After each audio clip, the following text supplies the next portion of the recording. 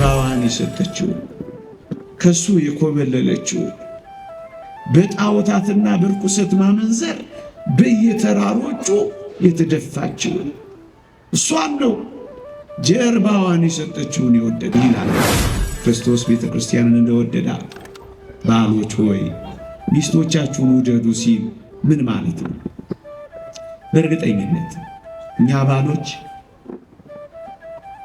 ጀርባዋን የሰጠችንን አይደለም ያገባ ነው ወይም የምናገባው ወይም የትዳር አጋር መርጠን የምንወስደው ወይም ቤተሰብ የምንመሰርተው ጀርባዋን የሰጠችንን አይደለም፣ ፊቷን የሰጠችንን እናትና አባቷን ትታ የመጣችው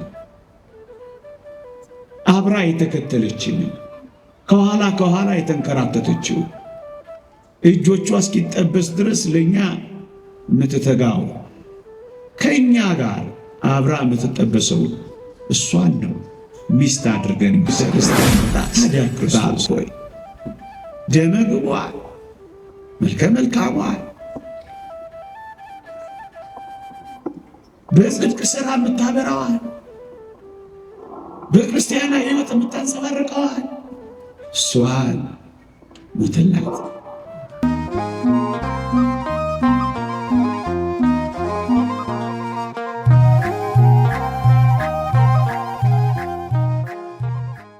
ለሐዋርያው ሊቃውንት የገለጸውን ጥበብና ምስጢር ለሁላችን የሚግለጽልን አጠር ላለች ደቂቃ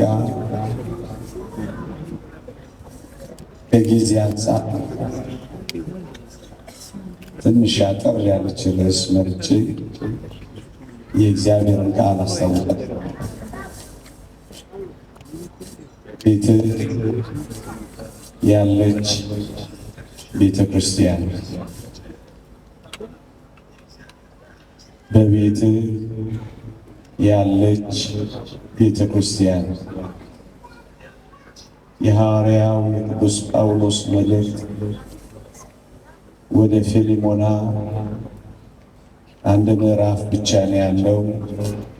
ቁጥር 2 እስከ 3 በቤትህ ላለች ቤተ ክርስቲያን ሰላምታ አቅርብልኝ ይለዋል።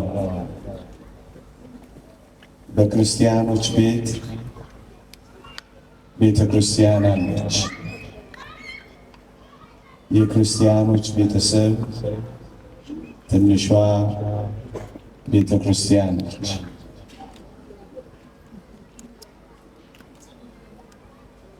ይህንን ትምህርት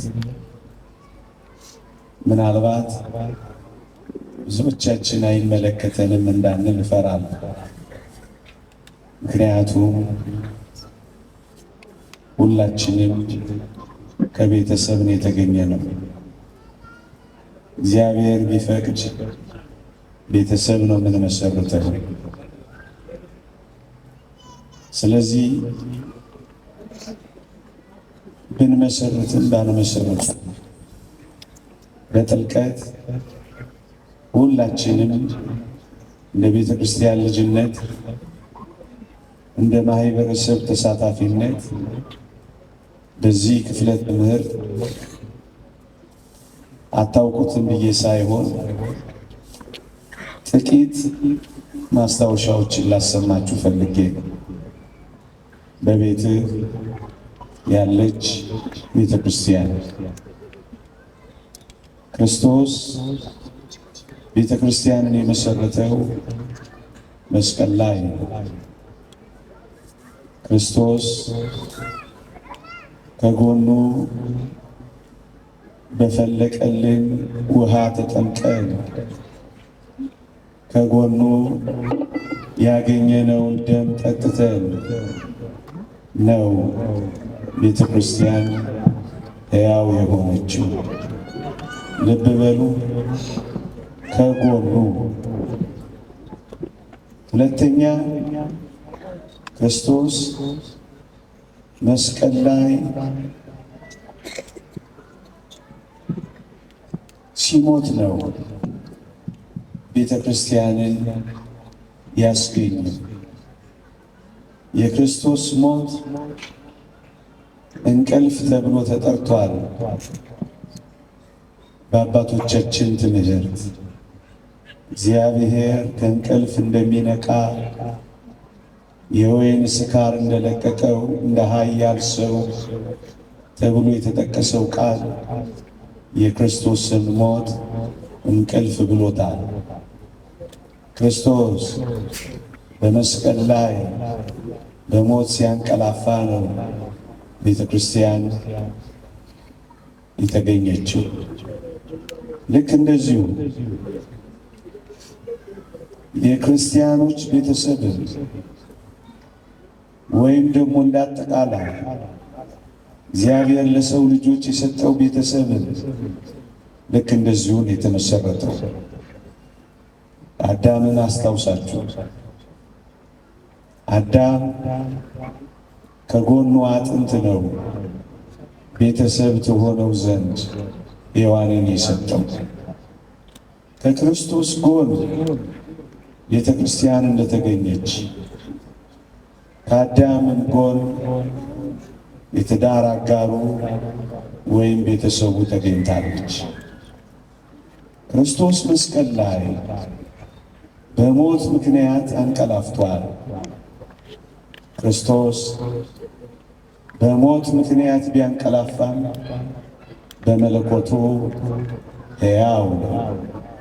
በሥጋ ሞተ፣ በመለኮቱ ግን ሕያው ነው ብሎ ቅዱስ ጴጥሮስ እንደጻፈልን ልክ እንደዚሁ አዳም ጨርሶ የሞት ያክል እንቅልፍ አልተኛም። ደግሞ አለ ጨርሶ የሞት ያክል እንቅልፍ አልተኛም። ከጎኑ ሔዋንን ሲሰጠው ደግሞም ንቅት አላለም። ሊቃውንት እንደሚያስተምሩት ማዕከለ ነቂ ወነዋም ይላል። በመተኛትና በማንቀላፋት መካከል ነበር አዳም። ያኔ ነው ከጎኑ ቤተሰብን የትዳር አጋርን የሰጠው። ልክ ክርስቶስ በሥጋ ሞቶ በመለኮቱ ሕያው እንደሆነ አዳምም በማንቀላፋትና በመተኛት መካከል ሆኖ ነው ቤተሰብን ያገኘው። ለምን ይመስላችኋል?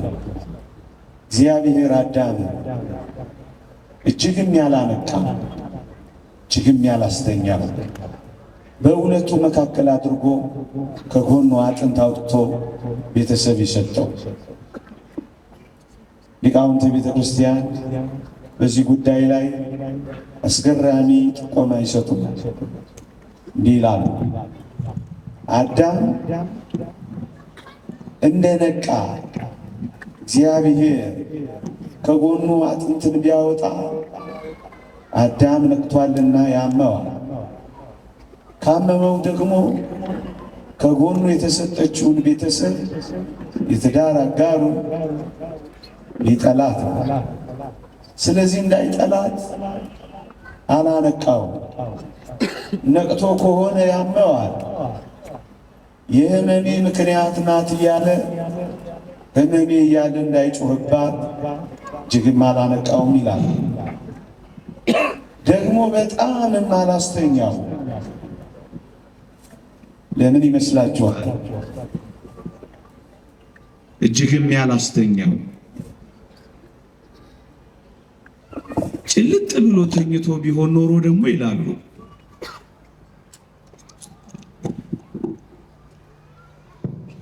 መቼም ምን እንደታገስኩ እናንተ መታገስ አንቀታችሁ ምሽት ምሽት አለ።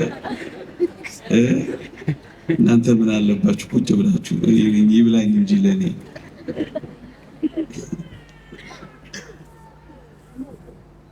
በሰላም ይሰማችኋል። ግን አሁን እርግጥ ቅድም ይሰማል። ልቀጥል አይደል? ጭልጥ ብሎ ቢያስተኛው ኖሮ ይላሉ ደግሞ ሊቃውንት ከጎኑ አጥንት አውጥቶ ሲሰጠው መታሃት ስለምትመስለው እያያት ይፈራት ነበር ይላሉ። ስለዚህ እግዚአብሔር ያለ ማንቃትም እጅግም ያለ ማስተኛትም በሁለቱ መካከለኛ ደረጃ ከጎኑ አጥንት አወጣ ይላል። ክርስቶስ በሥጋው ሞቶ በመለኮቱ ሕያው ሆኖ ከጎኑ ቤተ ክርስቲያንን እንዳስገኘ ማለት ነው ወገኖች።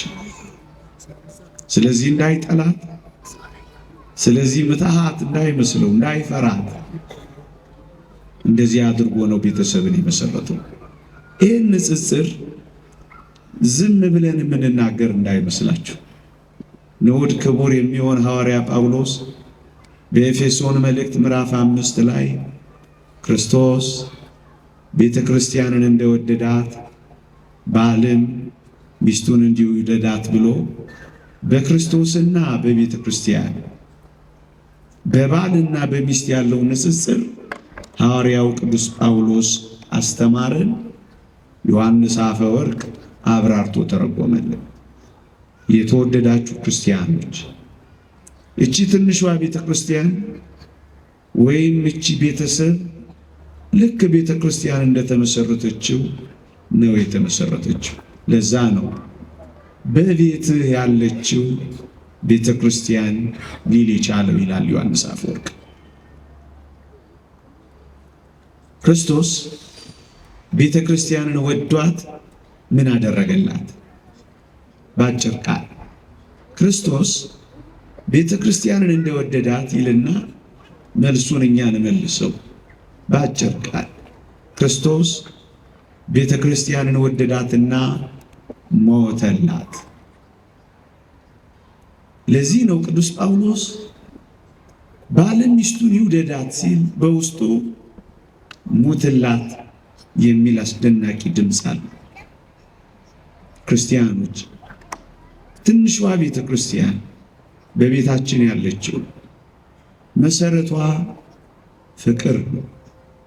የቤተ ክርስቲያን መሰረት የክርስቶስ ፍቅር እንደሆነ የዚች የትንሿ ቤተ ክርስቲያን በየቤታችን ያለችው ደግሞም ነገ የምትመሰርቷት ወጣቶች መሰረቷ ፍቅር ነው። ለዚህ ነው ክርስቶስና ቤተ ክርስቲያን ባልና ሚስት አድርጎ ቅዱስ ጳውሎስ ያቀረበው። ክርስቶስ ማንን ነበር የወደደው? ይሄ ደግሞ በጣም አስፈላጊ እውነት ነው። እዩ፣ ክርስቶስ ቤተ ክርስቲያንን ወደደ። ምን አይነቷን ቤተ ክርስቲያን? ቅዱስ ጳውሎስ በኤፌሶን መልእክት ምዕራፍ 2 ላይ አስደናቂ ገለጻ ይገልጻል። እንዲህ ይላል፣ በጨለማ ትመላለሱ ነበርና ይላል። ወገኖቼ እኛን ክርስቶስ ሲወደን ጨለማ እያለን የወደደን። ጨለማ ምን ይወደዳል? ጨለማ ግርማው ያስፈራል እንጂ ምን ይፈቀራል? ክርስቶስ ግን እኛን የወደደን ቤተ ክርስቲያንን ያፈቀራት ደግሞም የሞተላት ጨለማ እያለች ነበር። የብርሃን ሥራ ጽድቅ ትታ በኃጢአት እየኖረች ነበር ክርስቶስ ያፈቀራት። በአጭር ቃል ቅዱስ ዮሐንስ አፈወርቅ ይህን ሲገልጽ ጨለማ የሚለው ሲተረጎም መልከ ጥፉ እያለን ወደደን ይላል። አዎ ምን ደም ግባት ነበረን ክርስቶስ ሲወደን። ምን የሚማርክ ውበት ነበረን ክርስቶስ ያፈቅረን። መልከ ጥፉ ሆነን ወደደን። አንድ ሁለተኛ መልከ ጥፉ ብቻ ብንሆን እሰየው። በጣም የሚደንቃችሁ ግን ምግባራችን እንዳይደግፈን በመልከ ጥፉነታችን ላይ ምግባረ ክፉም ሆነን ተገኘ። ቅዱስ ዮሐንስ አፈወርቅ ይህን ሲያብራራ በመቀኝነት ትመላለሱ ነበርና የሚለውን የቅዱስ ጳውሎስን ቃል ያመጣል። አያችሁ፣ መልከ ጥፉ ብቻ አልነበረችም፣ ምግባረ ክፉም ነበረች። ስለዚህ ክርስቶስ የወደዳት ክርስቶስ የሞተላት ምግባረ ክፉዋን መልከ ጥፉዋን ሁለት። ሶስተኛውና በጣም የሚደንቀው ፊቷን የሰጠችው ደግሞም ከኋላው የተከተለችውን አለቅህም ብላ የያዘችውን አይደለም ክርስቶስ የሞተላት። እናስ ጀርባዋን የሰጠችውን ከሱ የኮበለለችውን በጣዖታትና በርኩሰት ማመንዘር በየተራሮቹ የተደፋችውን እሷን ነው ጀርባዋን የሰጠችውን የወደዳት። ነቢዩ ሆሴዕ ጋር ልውሰዳችሁ። ጎሜር የተባለች ሚስት እንዲያገባ ታዘዘ። አገባ። መጣች፣ ወለደች፣ ከበደች። ከዛስ ምሳሌያዊ ትምህርት ጥላው ኮበለለች ነቢዩ ሆሴዕ። ከዚያ የእግዚአብሔር ድምፅ መጣ። ምን የሚለው? ሂድ ኮብላዋን ጀርባዋን የሰጠችህን ከአንተ የኮበለለችውን በየተራራው በማመንዘር የምትኖረውን ገዝተህ አምጣት አለው እና ነቢዩም እንዲህ ይላል ትንቢተ ሆሴዕ ምዕራፍ 3 በ3 ስቅ መስፈሪያ ተኩል ገብስ ገዛዋት ይላል። መጀመሪያ ወደዳት፣ ወደደችው፣ ኮበለለች፣ ጥላው ሄደች፣ ገዝቶ አመጣት። ልክ እንደዚሁ ክርስቶስ እኛን በእጆቹ አበጃጀን፣ በአፉ ውስጥ እንፋስ እፍ አለብን፣ በፍቅር ድምፅ አናገረን። ፍቅር አልወድ ብለን ኮበለልን፣ በደም ዋጋ ደግሞ ገዝቶ ተሸከመን። ጀርባዋን የሰጠችውን የወደደው ያልኳችሁ ለዚህ። እናም ወደዚህ ደግሞ ወደኛ ቤት እንምጣ። እንዲህ ይላል ክርስቶስ ቤተ ክርስቲያንን እንደወደዳት፣ ባሎች ሆይ ሚስቶቻችሁን ውደዱ ሲል ምን ማለት ነው? በእርግጠኝነት እኛ ባሎች ጀርባዋን የሰጠችንን አይደለም ያገባ ነው ወይም የምናገባው ወይም የትዳር አጋር መርጠን የምንወስደው ወይም ቤተሰብ የምንመሰርተው ጀርባዋን የሰጠችንን አይደለም፣ ፊቷን የሰጠችንን እናትና አባቷን ትታ የመጣችው አብራ የተከተለችንን ከኋላ የተንከራተተችው እጆቿ እስኪጠበስ ድረስ ለኛ የምትተጋው ከኛ ጋር አብራ የምትጠበሰው እሷን ነው ሚስት አድርገን የወሰድነው። ታዲያ ክርስቶስ ጀርባዋን ለሰጠች፣ ከሱ ለኮበለለች፣ ፊቷን አይደለም ጀርባዋን፣ ሌላ ለወደደች፣ ሌላ ላፈቀረች፣ ሌላ ለተከተለች፣ ተከትሏት ካፈቀራት አንተ የትንሿ ቤተ ክርስቲያን ራስ ባል ሆይ ሚስትህንም እንደዚህ ውደዳት። ክርስቶስ ጀርባዋን ለሰጠችው ከሞተላት፣ ፊቷን ለሰጠችው፣ አብራ ለተከተለች፣ ከአንተ ጋር በመንከራተት ለምትኖር ሙትላት ቢባል ምን ይደንቃል? ክርስቶስ እንደዛ ለሆነችው ከሞተላት፣ አንተ እንደዚህ ለሆነችው ብትሞትላት ምን ከባድ ትእዛዝ ታዘዝ። ለዚህ ነው ክርስቶስ ቤተ ክርስቲያንን ባል ሚስትን እንዴ ትንሿ ቤተ ክርስቲያንን የመሰረትከው አንተ ባል ሆይ ምግባረ ክፉዋን መርጠህ እኮ አይደለም፣ ምግባረ መልካሟን በስነ ምግባር ያጌጠችውን በበጎ ትሩፋት ያሸበረቀችውን ለጽድቅ የምትመችህን እንቁረብ ብትላት እሺ የምትለውን እናስቀድስ ብትላት እሺ የምትለውን የታረመ መልካም ጸባይ ያላትን አይደለም እንደ የመረጥከው? ታዲያስ ምግባረ ክፉ ለሆነችው ከሞተላት፣ ምግባረ መልካም ለሆነችው ክርስቶስ ለቤተ ክርስቲያን አንተ ደግሞ እንዲች ላለችው ሙትላት። ትንሿ ቤተ ክርስቲያን በፍቅር ትመሰረታለች። ደግሞስ ቢያንስ ከመልክ መልክ፣ ከደም ግባት ደም ግባት፣ ከውበት ውበት ጥቂት እንኳን አልመረጥንም። ምን እንዋሻለን? ታዲያ ክርስቶስ እንዲህ ላለችው ጨለማ ከሞተላት የትንሿ ቤተ ክርስቲያን ራስ ባል ሆይ ደመ ግቧል፣ መልከ መልካሟል፣ በጽድቅ ሥራ የምታበራዋል፣ በክርስቲያናዊ ሕይወት የምታንጸባርቀዋል እሷን ሞተላት። ክርስቶስ ለቤተ ክርስቲያን ትንሿ ቤተ ክርስቲያን ባል ለሚስቱ። የተወደዳችሁ ክርስቲያኖች ክርስቶስ ለቤተ ክርስቲያን ያልሰጠው ነገር የለም። ደግሞ አለው። ክርስቶስ ለወደዳት ለሞተላት ቤተ ክርስቲያን ምንም ያልሰጠው ነገር የለም። ራሱን ሰጣት፣ ሥጋውን ሰጣት፣ ደሙን ሰጣት። መኑ ዘርየ መራዊ ዘይጠብ ሥጋው በጊዜ ከብካቡ። በሰርጉ ጊዜ ሥጋውን ቆርሶ የሚያበላ ደሙን አፍሶ የሚያረካ እንዲህ አይነቱ ሙሽራ ያየ ማን ነው ትላለች ቤተ ክርስቲያን በቅዳሴዋ። ራሱን ሰጣት። መጥወተ ርዕስ አንድ ልጅነትን ሰጣት። ላመኑት ሁሉ የእግዚአብሔር ልጆች የሆኑ ዘንድ ስልጣንን ሰጣት። ባለስልጣን አደረገ። ምን ያልሰጠን ነገር አለ? መንግስቱን ሰጠን እንዴ! ድል ለነሳው በዙፋን እንዲቀመጥ አድርገዋለሁ አለ። የዙፋኑ ተሳታፊ አደረገ። እጅግ የሚደንቅ ነው። ከመለኮት ባህሪ ተካፋይ ትሆኑ ዘንድ አለ። ምን ይደንቃል ወገኖቼ! ጎርጎርዮስ ዘኑሲስ እንደተናገረው ስንደርስበት ብቻ የምናውቀው ታላላቅ ጸጋ ደግሞ አዘጋጅቶልናል።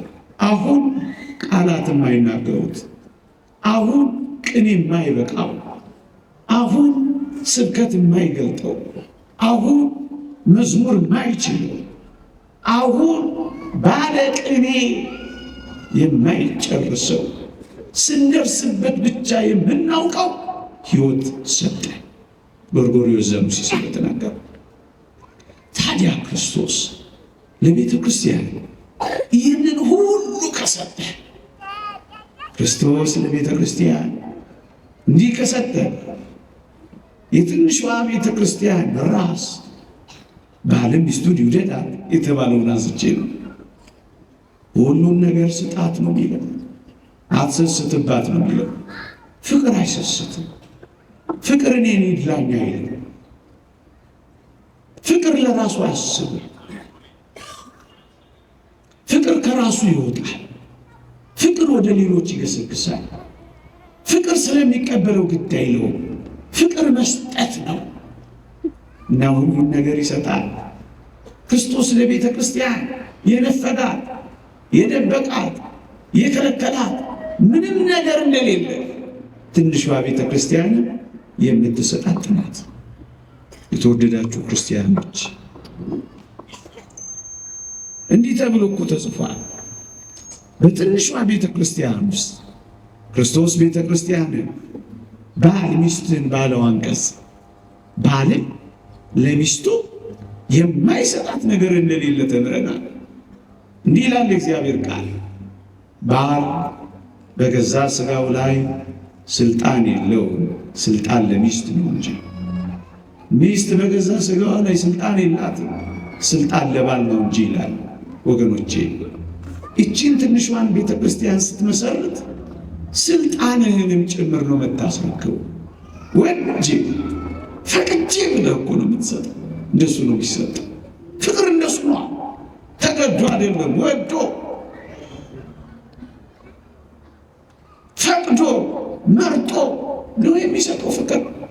በገዛ ሥጋ ላይ እንኳን ስልጣን እንዳይኖርህ ትንሿን ቤተ ክርስቲያን መስርታል። ሥጋህን ከሰጠሃት ታዲያ ከሥጋህ ሌላ ምን ትደብቅባታለህ ወዳጄ? የሚበልጠውን ከሰጠሃት የሚያንሰውን ነገር ትነፍጋት። ክርስቶስ ለቤተ ክርስቲያን ሁሉን ነገር እንደሰጣት ሥጋህን እንኳን ሳይቀር እንዴት ይደንቃል! ያንተ አይደለማ በቃ። እቺን ትንሿን ቤተ ክርስቲያን ስትመሰርት ከሚስት ጋር ስትዋሃድ ያንተ መሆን ያበቃል። መጀመሪያ የክርስቶስ ነህ፣ ከዚያ ደግሞ የሚስት። በገዛ ሥጋ ላይ ስልጣን የለህም። ቀለምኒጦስ ሊቁ እንዲህ ይላል፣ አንተ ባል ሆይ አንዲት ዘማ ሴት መጣ ልተኛ ካንተ ጋር ብትል ይላል፣ ይሄ ሥጋ የኔ አይደለም የሚስቴ ነው በላት ይላል። ያንተ አይደለም ምን ነው የምትሰርቃት? ያንተ አይደለም ምን ነው የምታጭበረብራት? ያንተ አይደለም መልስላት። ክርስቶስ ለቤተ ክርስቲያን እንደሰጣት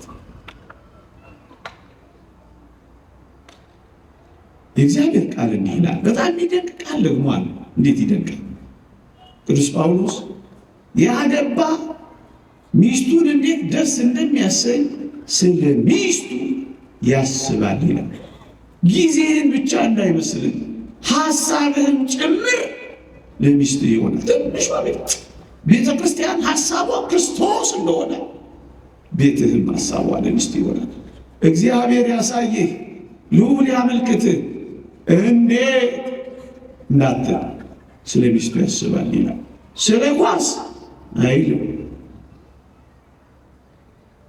ስለ ፊልም አይልም፣ ስለ ፖለቲካ አይልም፣ ስለ ልጆች አይልም። ቅድሚያውን የምትወስደው ወጣቶች ለነጋችሁ ቢወስኑ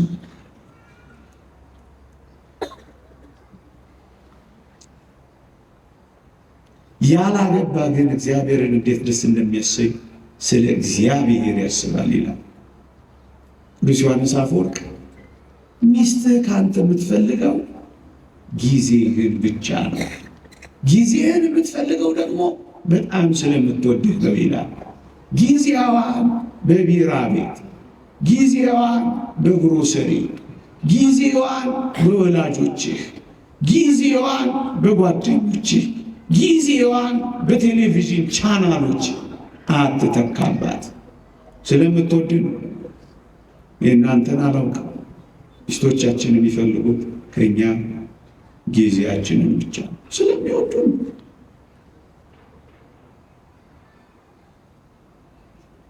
ታዲያ ገንዘብን መደበቅ ምን ይባላል? የኔ መባባል አለው የለው? ከራስ እንዴት ትደብቃለህ? ስጋ ከሆነች ከተዋሃደች ስጋ ስጋውን ሊደብቀው ይችላል። ስጋ ስጋውን ሊሰውረው ይችላል። አይችልም። የኔ መባባል የለም። አበቃ። እንኳን በትንሿ ቤተ ክርስቲያን በጉባኤ ቤተ ክርስቲያን እንኳን የኔ መባባል እኮ ይጠፋል። ስለነዛ መነኮሳት አልሰማችሁ? ያንም ግን የሚጣላው እንዴት ነው ብሎ ጠየቀው አሉ አንዱ መነኩሴ።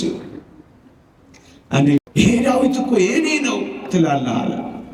እኔ ደግሞ ቆጣ ብዬ የኔ ነው እልሃለሁ አለ።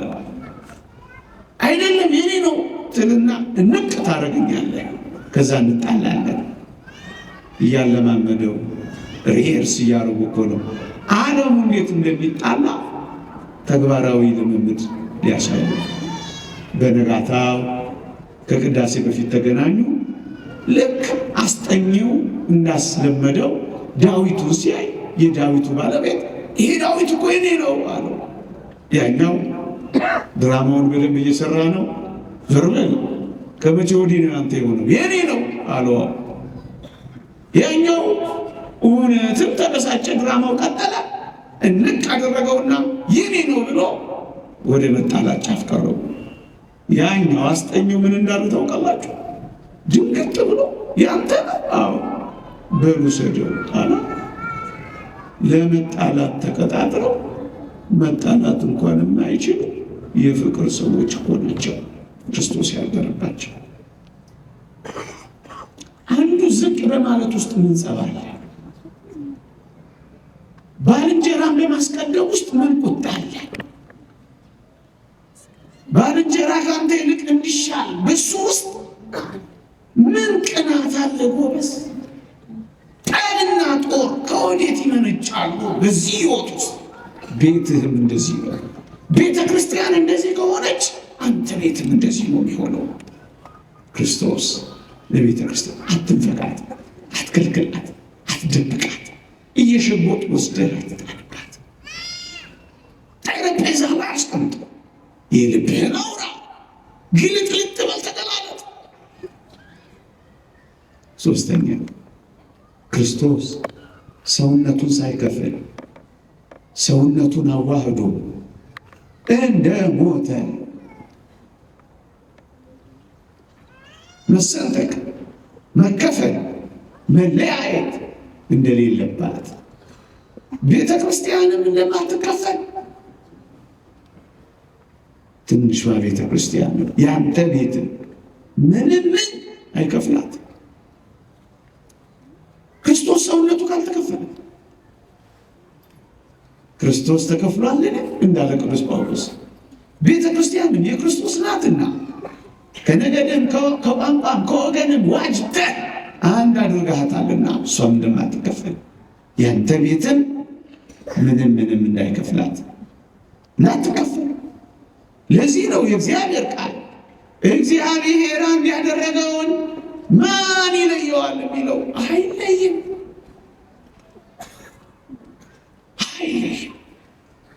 የተወደዳችሁ ክርስቲያኖች አንድ እግዚአብሔር አንድ አድርጎታል።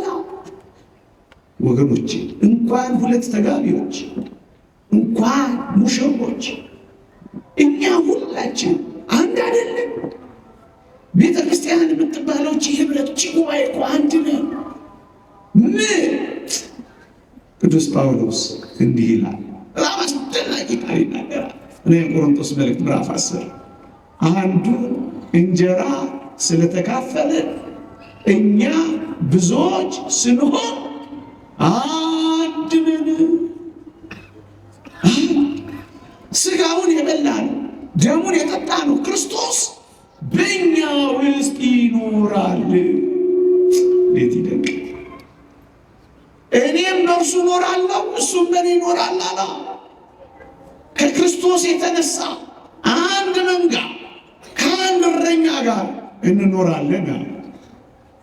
መሰማሪያችን አንድ፣ በሩ አንድ። እኛም አንድ። ትንሿ ቤተ ክርስቲያንም እንደዚህ አንዲት ናት። ከምን የተነሳ ወዳጆቼ?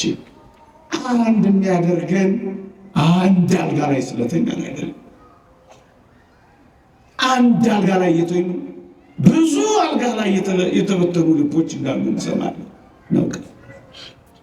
አንድ ጋቢ ስለለበስ፣ አንድ ድፎ ዳቦ ቀደም ፎቶ ስለተነሳ፣ አንድ መኪና ላይ ስለተጫነን፣ አንድ ናቸው ተብሎ ስለተጨበጨበልን ከምን የተነሳ? ከአንዱ መንፈስ የተነሳ።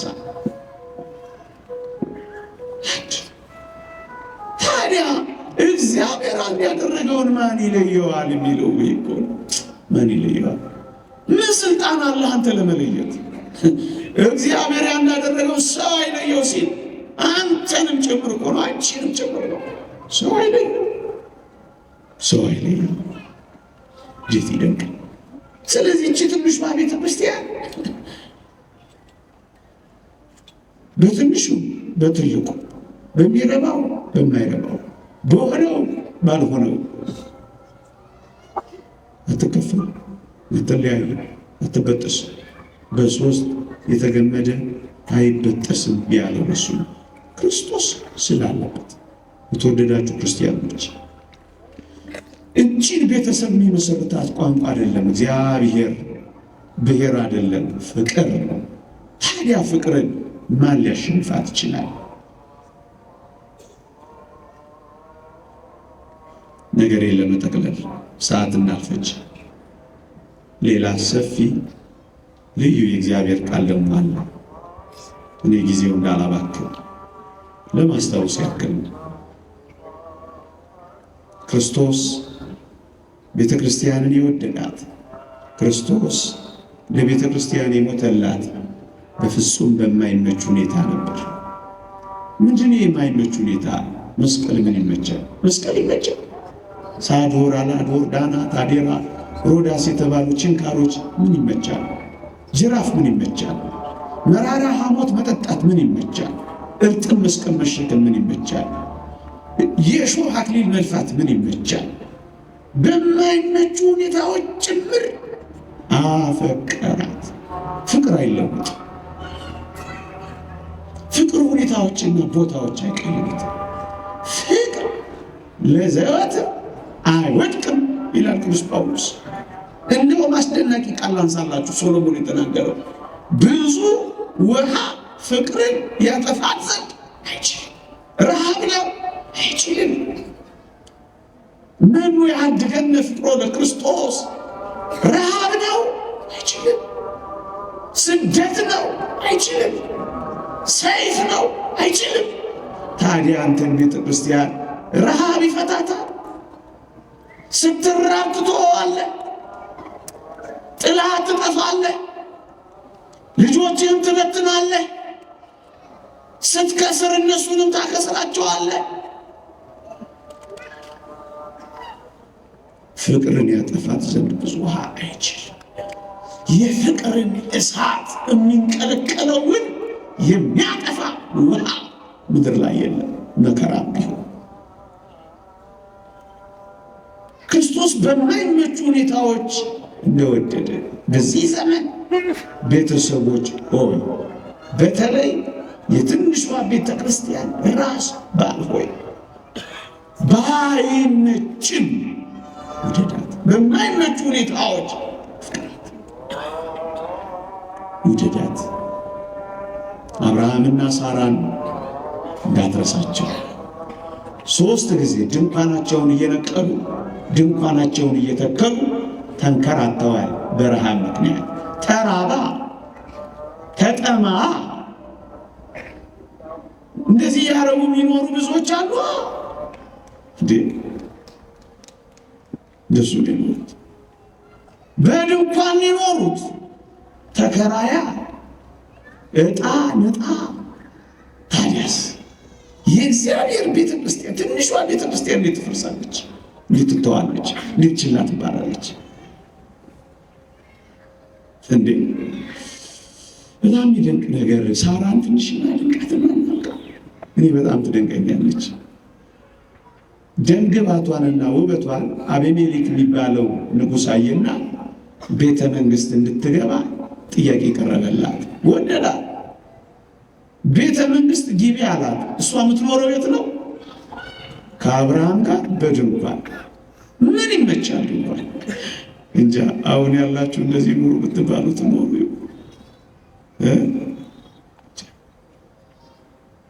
ቤተ መንግሥት እንድትገባ የንጉሡ አገልጋዮች መጡና ሰበኳት። በዚህ ዘመን ቋንቋ እትታሏት ነው የምትሉት።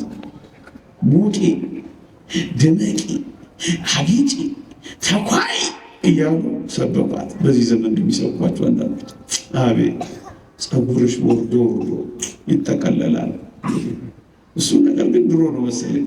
እኔ ድሮ ሰው ስለሆንኩ ነው። የዛሬውን የዚህ የቻቱንና የዋትሳፑን አላውቀውም፣ የፌስቡክን አላውቀውም። በድሮ እናንተ ተርጉሙልኝ እሺ። አይሰማችሁ? መጡና ሙቂ፣ ድመቂ፣ አጊጪ፣ ተኳይ፣ ቤተ መንግሥት ግቢ እያሉ ሰበኳት። ምን ቅር ብላ ሄደች እንዳይመስላችሁ። አቤት ዛሬ ጃኩዚ ሲያዩ የሞቀ ትዳራቸውን የሚተዋሉ።